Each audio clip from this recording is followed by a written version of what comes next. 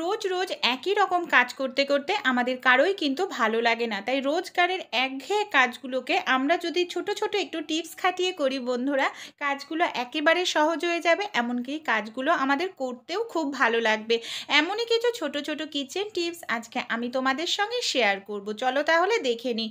প্রথমেই যে টিপসটি শেয়ার করছি বন্ধুরা, অনেক সময় দেখা যায় প্রেশার কুকারে আমরা কোনো খাবার বসিয়ে অন্যান্য কোনো কাজ করতে যাই। সেক্ষেত্রে অনেকগুলো প্রেশার কুকারে যদি সিটি উঠে যায়, ভেতরের খাবারটা হয় জল ফুরিয়ে গিয়ে পুড়ে যায়, নয় খাবারটা গলে যায়। এরকম সমস্যার মধ্যে পড়তে হলে বন্ধুরা, প্রেশার কুকারের কিন্তু ঢাকনাটা খুলতে আমাদের 1-2 মিনিট সময় লেগে যায়। এতে কি হয়, খাবারটি আরও বেশি নরম হয়ে যায় কিংবা পুড়ে যাওয়ার সম্ভাবনা থাকে। তাই এরকম পরিস্থিতি পড়লে তোমরা বন্ধুরা যেটা করবে, প্রেশার কুকারের ঢাকনার মধ্যে দিয়ে দেবে নর্মাল ঠান্ডা জল। নর্মাল ঠান্ডা জল দেওয়ার কারণে খুব সহজেই প্রেশার কুকারের ঢাকনাটা খুলে যাবে, ভেতরে যে বাষ্পটা থাকবে না সেটা বেরিয়ে যাবে, আর আমাদের 1-2 মিনিট অপেক্ষা করতে লাগবে না। দেখো কত সহজেই হাওয়াটা যেটা ছিল সেটা বেরিয়ে গেছে। এখন কিন্তু আমি সেকেন্ডের মধ্যেই প্রেশার কুকারের ঢাকনাটা খুলে ফেলতে পারছি। এর ফলে আমাদের যে ভেতরে খাবারটি রয়েছে, খাবারটি কিন্তু পুড়েও যাবে না, এমনকি গলেও যাবে না। ছোট্ট টিপস, খুবই উপকারী। টিপসটি ভালো লেগে থাকলে অবশ্যই অ্যাপ্লাই করো। পরের আরও একটি ছোট্ট টিপস, আমরা যখন ঘুগনির ছোলা কিংবা কাবলি মটর এইভাবে সেদ্ধ করে থাকি, অনেক সময় দেখা যায় এতটাই বেশি সেদ্ধ হয়ে যায় যে ডালটা কিন্তু খোসাটা ছাড়িয়ে যায়, এমনকি ডালটা নরম হয়ে গলে যায়। তাই বন্ধুরা, তোমরা যখনই সেদ্ধ করবে তখন কিন্তু নুন দেবে না। নুন ছাড়া সেদ্ধ করে দেখবে, দুটো প্রেসারে সিটি দেবে, খুব সুন্দর সেদ্ধ হবে, ডালটা নরমও হবে কিন্তু খোসা খুলে যাবে না, এমনকি ডালটা নরম হয়ে একেবারে ছড়িয়ে যাবে না।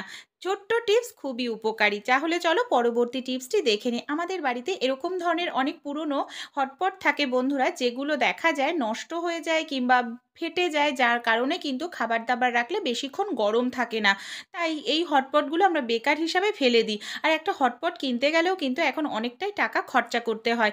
তাই এই ধরনের হটপটগুলো আমরা কিভাবে ব্যবহার করতে পারি, চলো তাহলে দেখে নিই। দেখো হটপটটা আমার ফেটে গেছে, কিন্তু এই হটপটটার মধ্যেও খাবার রাখলে আমাদের গরম থাকবে। এর জন্য একটি কাজ করতে হবে। এখানে আমি ফুটন্ত গরম জল নিয়েছি, হটপটের মধ্যে আমি 10 মিনিট পর্যন্ত এই ফুটন্ত গরম জলটাকে এইভাবেই রেখে দেব।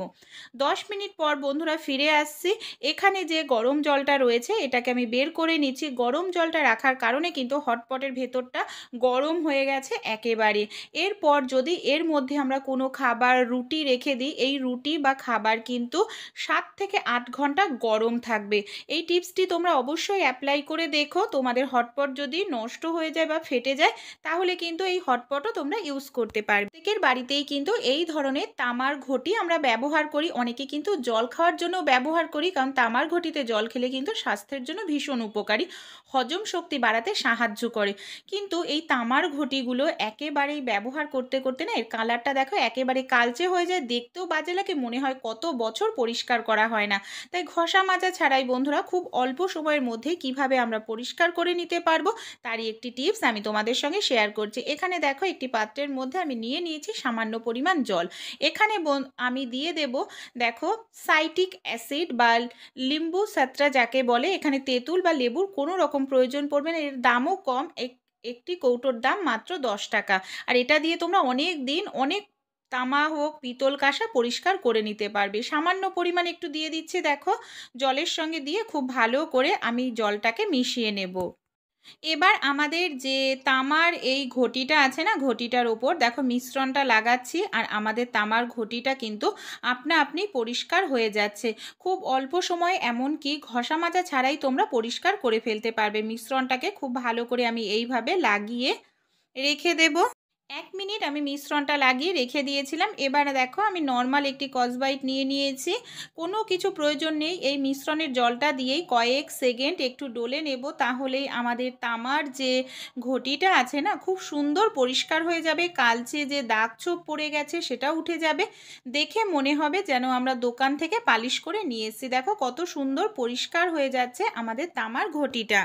আর এইভাবে পরিষ্কার করলে কিন্তু অনেকটা সময় ধরে মাজা ঘষা করার কোনো প্রয়োজন পড়ে না। দেখো ঘটিটার হাতে ভেতরে কিন্তু আমার হাত ঢুকবে না। তাই মিশ্রণটা আমি এইভাবে দিয়ে দিলাম ঘটির ভেতরে।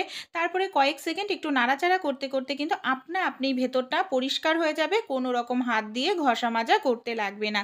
এবার আমি তোমাদের জল দিয়ে ধুয়ে দেখাবো যে ঘটিটা আমার কতটা সুন্দর পরিষ্কার হলো। দেখো, প্রথমে কিন্তু একেবারে কালো হয়ে গেছিল, এখন দেখতে পাচ্ছ কতটা সুন্দর পরিষ্কার হয়েছে। তোমরাও কিন্তু এই টিপসটি অ্যাপ্লাই করতে পারো, আশা করছি দুর্দান্ত ফল পাবে। চলো পরবর্তী টিপসটি দেখে নিই। কমলা লেবু খাওয়ার পর এর খোসাটা আমরা ফেলেই দিয়ে থাকি। কমলা লেবু যেরকম আমাদের স্বাস্থ্যের জন্য উপকার বন্ধুরা, সেরকম কিন্তু কমলা লেবুর খোসাও ভীষণ উপকারী। তাই এখানে কমলা লেবুর খোসা কী কাজে ব্যবহার করব চলো তাহলে দেখে নিই। কমলা লেবুর খোসার মধ্যে রয়েছে সুন্দর একটি মিষ্টি গন্ধ। আমাদের বাড়িতে এই ধরনের যে জুতোগুলো থাকে, ছোটদের হোক বড়দের হোক কিংবা কোনো স্কুলের জুতো হোক, রেগুলার ব্যবহার করার কারণে জুতো থেকে ভীষণ বাজে একটি দুর্গন্ধ বের হয়। এমনকি রোজ রোজ জুতোগুলো ধুয়ে দেওয়াও সম্ভব না, জুতোগুলো মোটা হয়, প্রত্যেক দিন ধুয়ে দিলে শুকাবেও না, এমনকি জুতোটাও নষ্ট হয়ে যাবে। তাই এর মধ্যে যদি কমলা লেবুর খোসা দিয়ে রাখি, বাজে যে একটি দুর্গন্ধ বেরায়, সেই দুর্গন্ধটা কমলা লেবুর খোসা খুব সহজেই অ্যাবজর্ব করে নেবে, এমনকি জুতোটা আমাদের জীবাণুমুক্তও থাকবে। তাহলে চলো পরবর্তী টিপসটি আমরা দেখে নিই। আমরা মহিলারা তো রান্নাঘরের প্রত্যেকটি কাজই করতে হয়, বাসন মাজা, সবজি কাটা, আর বিশেষ করে যখন আমরা এইভাবে লঙ্কা কাটি বটি দিয়ে হোক কিংবা ছুরি দিয়ে, লঙ্কা যখন শিলনোড়ায় বাটি, অনেক সময় কিন্তু আমাদের অনেকেরই হাত ভীষণ পরিমাণে জ্বালা করতে থাকে। সাবান দিয়ে হাত ধোয়ার পরেও জ্বালাটা একেবারেই কমতে চায় না। ছোট্ট একটি টিপস শেয়ার করব বন্ধুরা, তোমাদেরও যদি মশলা বাটা বা লঙ্কা কাটার পর জ্বালা করতে থাকে, কিচ্ছু করতে হবে না। রান্নাঘরে আমাদের আলু তো প্রত্যেকের বাড়িতেই থাকে।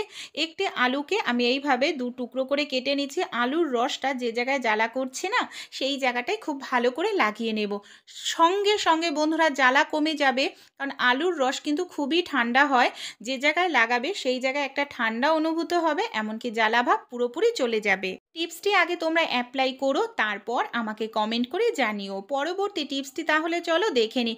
এই ধরনের হামানদিস্তাতে আমরা কম বেশি প্রত্যেকেই কিন্তু মশলা করে থাকি। আদা পেস্ট কিংবা লঙ্কা পেস্ট, এই ধরনের মশলা করতে করতে দেখা যায় হামালদিস্তাতে যে মশলাগুলো থাকে না হামানতে দিস্তাতে, সেটা চারপাশে ছড়িয়ে যায়, সেই জায়গাটাও নোংরা হয়, এমনকি মশলাটাও অনেক সময় নোংরা হয়। তাই কিভাবে মশলাটা করলে সেই মশলাটা বাইরে ছিটে আসবে না, এমনকি জায়গাটাও আমাদের নোংরা হবে না। আমাদের বাড়িতে যে এই ধরনের কন্টেনারের ঢাকনাগুলো থাকে, এগুলোকে আমরা অনেক সময় কোনো কাজেই ব্যবহার করি না। ঢাকনাটাকে আমি হামানদিস্তার নিচে রেখে লোহার একটি শিক গরম করে নিয়ে খুব মাপ করে আমি এইভাবে গোল করে কেটে নেব। দেখো, এইভাবে বন্ধুরা আমি গোল করে কেটে নিয়েছি ছোট্ট মতো করে। এবার এখানে আমি তো লঙ্কাটাকে বেটে নিচ্ছি। এর জন্য আমি হামানদিস্তার ওপর এইভাবে কন্টেনারে ঢাকনাটাকে রেখে দেখো আমি মশলাটা করছি। একটু কিন্তু বাইরে আমার মশলা ছিটে আসছে না, এমনকি করতেও আমার কতটা সুবিধা হচ্ছে। আরও একটি টিপস বন্ধুরা, হামানদিস্তায় আমরা যে কোনো মশলা করতে থাকি, যখন মেঝেতে কিংবা কিচেন স্ল্যাবে ভীষণ বাজে একটি আওয়াজ হয়, বাড়ির অন্যান্য সদস্যদের কিন্তু এই আওয়াজটা ভীষণই বিরক্ত লাগে। তাই এই আওয়াজটা যাতে না হয় তার জন্য কি করতে পারি, এখানে পুরনো একটি মোজা আমি খুব ভালো করে পরিষ্কার করে ধুয়ে নিয়েছি। এই মোজাটাকে এইভাবে আমি হামানদিস্তার মধ্যে পরিয়ে নেব। এর ফলে মোজাটার একটু মোটা লেয়ার তৈরি হবে নিচে। আমরা যখন যে কোনো মশলা করব, হামানদিস্তাতে কোনো রকম বাজে আওয়াজ হবে না, এমনকি আমাদের মশলাটাও বাইরে ছিটকে আসবে না। তাহলে এই টিপসটিও তোমরা অ্যাপ্লাই করো, যারা হামানদিস্তাতে মশলা করে থাকো রেগুলার, দেখবে তোমরা উপকার পাবে। আমার মশলাটাও কতটা সুন্দরভাবে দেখো হয়ে গেছে। লঙ্কা পেস্ট আমি পাত্রের মধ্যে নামিয়ে নিচ্ছি। আর এই টিপসটি তোমাদের কীরকম লাগলো কমেন্ট করে জানিও। পরবর্তী টিপসটি দেখে নিই। এখানে একটি দেখো ছোট্ট গামলার মধ্যে আমি বেশ কিছুটা পরিমাণ জল নিয়ে নিয়েছি। জলের মধ্যে আমি এখানে দিয়ে দেব ডিটারজেন্ট পাউডার। যে কোনো ডিটারজেন্ট পাউডার তোমরা এখানে ইউজ করতে পারো। ডিটারজেন্ট পাউডারটা জলের মধ্যে দিয়ে খুব ভালো করে এইভাবে গুলিয়ে নেব। আমরা তো জামা কাপড় পরিষ্কার করার জন্য এইভাবে একটি মিশ্রণ তৈরিই করি। সব নোংরা জামা কাপড় আমরা ভিজিয়ে রাখি। কিন্তু বন্ধুরা আমাদের বাড়িতে যে জামা কাপড়গুলোর মধ্যে তো আমাদের মহিলাদের যেমন ব্রাটাও কিন্তু থাকে, আর ব্রার হুকটা বন্ধুরা এইভাবে খোলা যদি আমরা রেখে জামা কাপড় ভেজাই, অন্যান্য যে কোনো জামা কাপড়ের মধ্যে হুকটা বেঁধে গিয়ে দেখা যায় ছিঁড়ে যাওয়ার সম্ভাবনা থাকে সেই জামা কাপড়টা। তাই অবশ্যই তোমরা যখন এইভাবে জামা কাপড় ভেজাবে, যদি ব্রাও তোমরা ভেজাও, ব্রার যে হুকটা আছে অবশ্যই তোমরা হুকটাকে আটকে নেবে। এটা বন্ধুরা হাতে কাচার ক্ষেত্রে তো অবশ্যই করবে, আর যদি তোমরা ওয়াশিং মেশিনে দাও বন্ধুরা, তাহলেও কিন্তু এই কাজটি তোমাদের করতে হবে।